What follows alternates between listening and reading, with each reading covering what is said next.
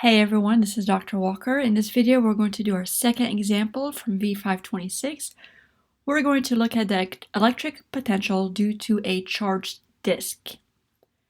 In the previous example, we just found the electric potential due to our charged ring, and our answer was V equals KEQ over square root of a squared plus x squared, but a was the radius of that ring, and in this case, we can visualize a ring on this disk and just say the radius is lowercase r instead of a.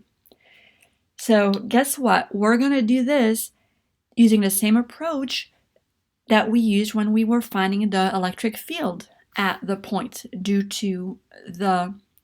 the disk. If you remember, what we did is we broke up our disk into a whole bunch of concentric rings and we integrated over the distance r for these rings, right? We found a contribution of one ring and integrated so that we could get all of those radii from 0 to the radius of the ring. So we're going to do the exact same thing.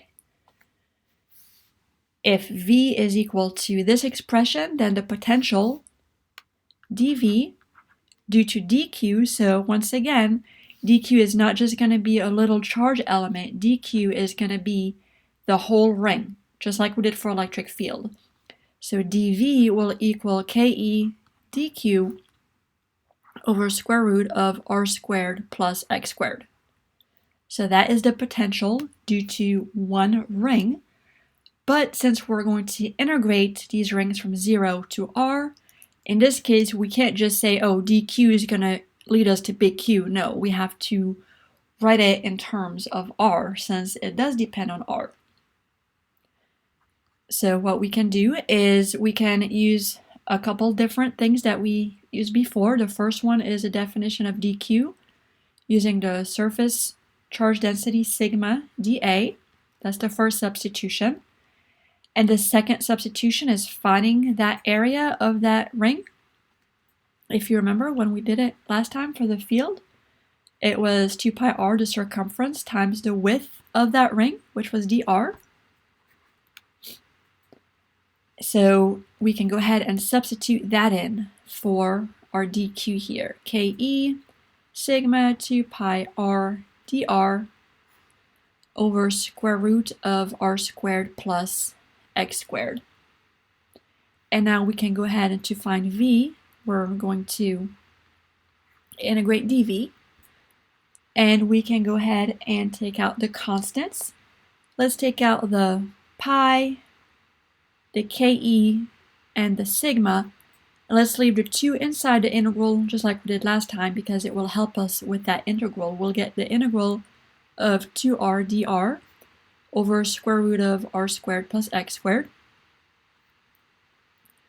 which, if you like, you can rewrite as the integral of r squared plus x squared to the negative 1/2. I find it easier to rewrite it. And now we can go ahead and do this integral. We know that this is going to be u, and this is going to be du. So when we do this integral, we're going to do it over here. We're going to get r squared plus x squared to the positive 1/2 over 1/2. And I forgot to write my constants here. Let's not forget our constants that are in front of the integral here. I forgot those. Pi, k, sigma. And we want to do this, and I forgot to write the limits here. The limits are from 0 all the way to the radius of the disk, which is capital R. So we're going to do this from 0 to r. Let's go ahead and get rid of that fraction, that 1/2, and multiply by 2 pi k sigma. And let's go ahead and plug in our r. We're going to get big R squared plus x squared to the 1/2 minus, when we plug in a 0 for r, we're going to get x squared to the 1/2, which is just x. So this is our final answer, and it looks a little bit messy, but hopefully it's getting a little bit easier now that we've done this process before, and it's just a little bit easier now that we don't have to worry about any type of direction.